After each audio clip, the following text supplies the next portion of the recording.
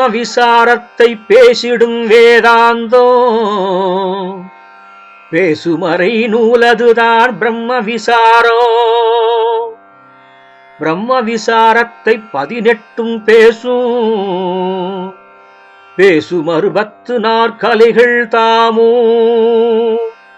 பிரம்ம விசாரம் பேணும் 96 பிரம்ம விசாரம் பேணுமற்றை ஞானோ. பிரம்ம விசாரத்தின் பேரறியா மாந்தர் பேரான மாயை தன்னில் அழுந்துவாரே. வணக்கம்.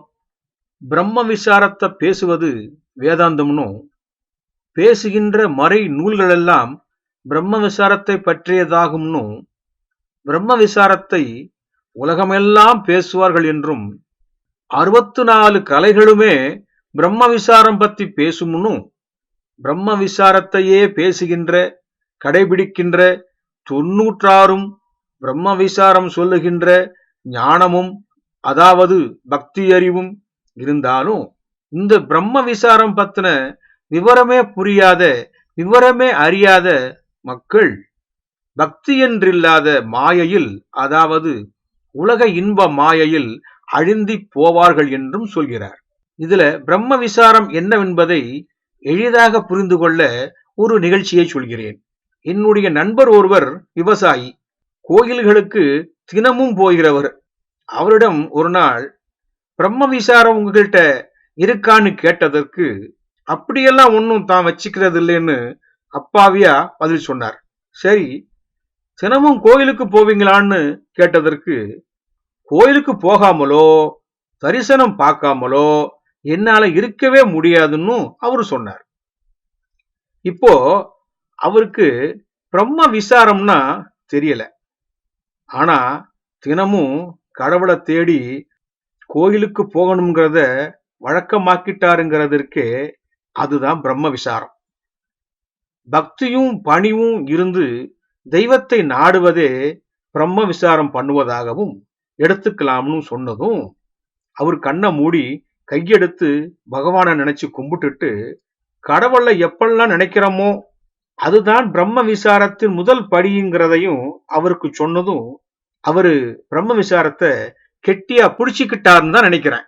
அப்போ கடவுளை திட்டுறவங்களும் பிரம்ம விசாரம் பண்றதா எடுத்துக்கலாமோன்னு கேட்டார். நிச்சயமா கடவுளை எந்த உரிமையிலையும் பக்தியும் காட்டலாம், கோபத்தையும் காட்டலாம். உதாரணத்துக்கு, உங்களை ஒருத்தர் பைத்தியமேன்னு கூப்பிட்டா அவரு நம்மளை இப்படி கூப்பிட்டாரேன்னு வருத்தப்படுறது கடவுளுக்கு கிடையாது. அதே வார்த்தைக்கு வேறு மொழியில நல்ல வார்த்தை ஏதாவது இருந்தா அதை கடவுள் எடுத்துக்கிட்டு அவங்களுக்கும் புன்னகையோட அருள் கொடுக்கத்தான் கடவுளுக்கு தெரியும். இந்த பரந்த உலகம் கடவுளின் வீடுன்னு எடுத்துக்கிட்டா, அதுல வாழ்ற நாம பக்தியோட தேடுறதுக்கும் பக்தி எங்கேன்னு தேடுறதுக்கும் சின்ன வித்தியாசம்தான். காலப்போக்குல எல்லாமே சரியாயிரும். அடுத்த பாட்டுல போகரையா என்ன சொல்றாருன்னு கேட்கலாமா? அழுந்துவார் தான் என்ற வாங்காரத்தே நம் வேரை பிடுங்காதார் அறிய மாட்டார். மழுந்துவார் வாசி என்ற மவுனியோர்கள் மாசற்ற பிரம்ம விசாரத்தை காண்பார்.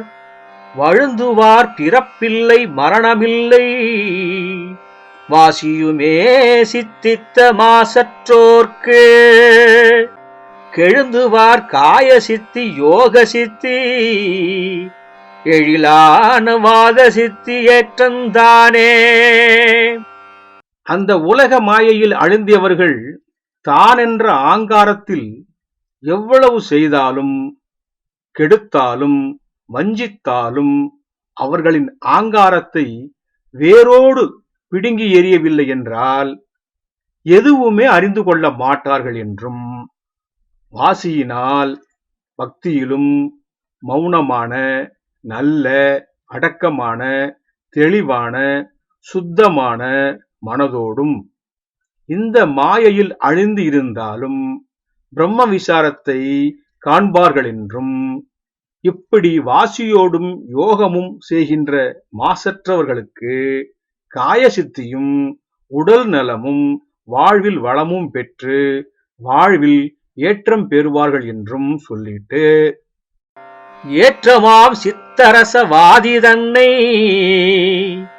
இடும்பாகக் காணாமற் தூசித்தக்கால் கூற்றமாம் ரௌரவமாம் நரகில் வீழ்வார் கொடும் பசியால் வறுமையால் திகைத்து நிற்பார் நாற்றமாம் நரகமொடு சுவர்க்கந்தானோ நன்மையா இவை இரண்டும் சொல்லக் கேளு மாற்றமா மலத்துதித்த கிருமிதானோ மகத்தாகச் செனித்தது போல் நரகந்தானே.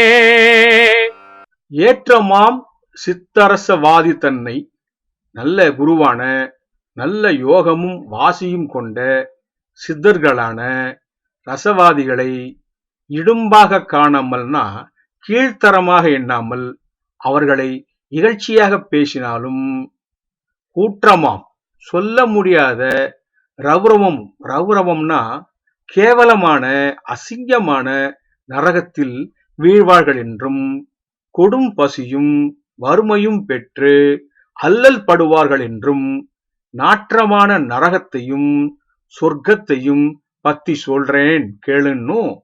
நரகம்னு சொன்னா மலத்துல பிறக்கும் கிருமி பெரும் பிறப்பு பிறந்த மாதிரி தான்னு சொல்லிட்டு, தான் என்ற கோபம் வரும் முறைமையாலே தாக்கான சனனம் பற்பலவுமாகும் தேனென்ற சனனமாய்ச் சனித்தல் பாவம் திகைப்பான கோபம் அது கொடும்பாவந்தான் மானென்ற ஸ்வர்க்கத்தின் வழிதானேது மகத்தான மானிட நாய் சனித்து பானென்ற முன் செய்த பலாபலத்தில் பராபரத்தோடொன்றில் மகா சொர்க்கந்தானே. தான் என்ற கோபம் வரும் முறைமையாலே அப்படின்னா, தான் என்ற அகங்காரத்தினால எல்லாமே நான் தான்னும் நான் சொல்றதுதான் சரின்னும் கோபம் வரும் வழியாலையும் அதனால கிட்டும் பாவத்தின் பொருட்டும் பிறப்பு அப்படிங்கிறது பல ரகமா இருக்குதுன்னும், அது மாதிரி பிறப்பு பாவந்தான்னாலும் அதைவிட கோபம் ரொம்ப கூடியதுன்னு சொல்லிட்டு, சரி சொர்க்கத்தின் வழிதான் எதுன்னா நல்ல மனிதனாக மகத்தான மனிதனாக கோபமற்ற மனிதனாக பிறக்கிறதுங்கிறதும் முன் செய்த பாவ புண்ணியத்தின் பலன்தான் என்றும், இறைவனை ஒன்றி இருப்பதே அதாவது சித்தியோடும் பக்தியோடும் இறைவனை சதா நினைத்து கொண்டிருப்பதும் கூட சொர்க்கமாகும், அதுவும் சொர்க்கமாகும்னு சொல்லிட்டு, தானான பூரணத்தின் மகத்துவம் பார் தளிரான தீபம் போல் தான் முன் தேகம் காணான கண்டிப்பும் கண்டிராது கத்தியது நடுவோடும் கை தட்டாது கோணான மனம் வாசியுடனேயொன்றில் பூரணா பூரணமும் குறிப்பாய்த் தோன்றும் நானான சாய கண்டங்கழுத்திப் போகும் நலமான நிர்மலங்கற்பூரத்தீயே. தானான பூரணத்தின் மகத்துவம் பார்.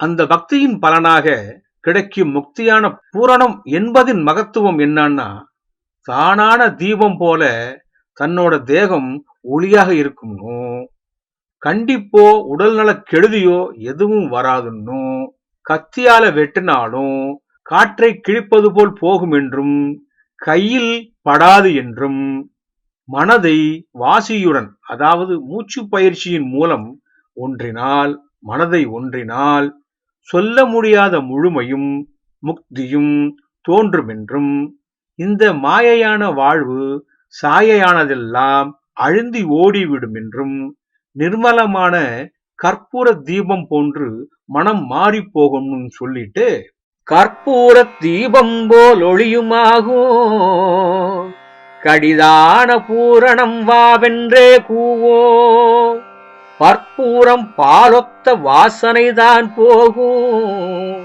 பல பலவாம் துன்பமுமாபத்தும் போகும் அற்பூர காய மகதழியாதாகும் அதிய மாயமில்லை எந்த வகண்டத்திற்தான் உற்பூரத் தோயவே சித்தருக்குள் உறவாடல் மெத்த உண்டு உண்மையாமே உறவாடல் மெத்த உண்டு உண்மையாமே உறவாடல் மெத்த உண்டு உண்மையாமே.